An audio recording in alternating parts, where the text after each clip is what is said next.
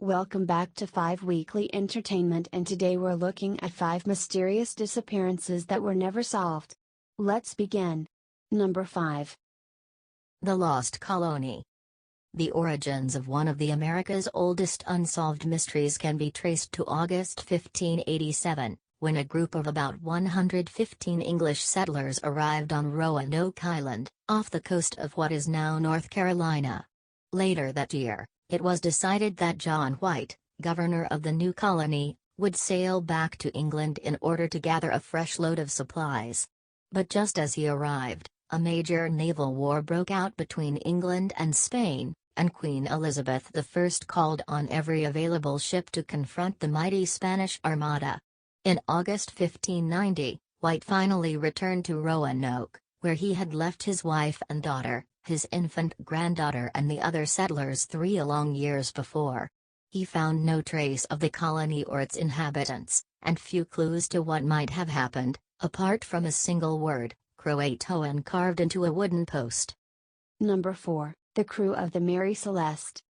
In 1872, a month after the Mary Celeste set sail from New York City, Captain David Morehouse spotted the ship adrift and sent his crew to investigate.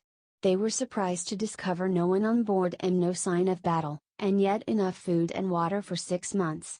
Pirates, ghosts, and sea monsters are just a few of the many theories about the ship's disappearance. Number 3. Percy Harrison Fawcett. Lieutenant Colonel Percival Harrison Fawcett was a British geographer, artillery officer, cartographer, archaeologist and explorer of South America. Fawcett disappeared in 1925, along with his eldest son, Jack, and one of Jack's friends, Raleigh Remmel, during an expedition to find an ancient city that he named Z, which he believed to exist and to be the remains of El Dorado, in the jungles of Brazil. Years later, a man told the story of an elderly white man and insisted that it was Fawcett.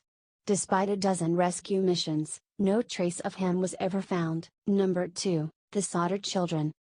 On the night of December 24, 1945, Jenny and George Sodder thought they lost their 5 children in a fire at their home, yet no bodies were found in the debris. At 1 a.m. on Christmas, Jenny Sodder woke up to the sound of an object hitting the house's roof with a loud bang, then a rolling noise. She went back to sleep. At 1:30 a.m. on Christmas, Jenny Sodder woke up again, this time to the smell of smoke. She got up and found a fire in George's office. Jenny woke up George and they escaped the house with 4 children, Marion, Sylvia, John and George Jr. The family yelled at the house, assuming they would wake the other children who slept in the attic. These were the children who had stayed up later than the rest of the family and Jenny had assumed went to bed. They did not hear from the other children and could not go upstairs to get them because the staircase was aflame. Next, the family tried to call for help. The Sodder phone did not work, so one of the children ran to a neighbor's and called. The family tried to locate their ladder in order to check on the children in the attic. It was usually resting against the side of the house but was now missing. George Sodder tried to use both of his trucks to drive closer to the house so that he could crawl up to the attic. Both were previously in good working order and now would not start because of these various delays and because the fire department was small and volunteer only. Most of the firefighters were overseas serving in the war. They did not arrive until morning when the family assumed the other 5 children had already died. When the fire department finally did arrive and began going through the ashes of the Sodder house, they did not find any bones. The fire chief still believed they died in the fires despite not finding any bones, but because the phone line was found to have been cut, and the missing ladder and the problems with the trucks not starting, the family were not convinced that the children had died and offered a £5,000 reward for the safe return of their children. Number 1. Flight 19. Flight 19 was made up of 5 torpedo planes from the American Navy. In December of 1945, it disappeared while flying between Florida and the Bahamas.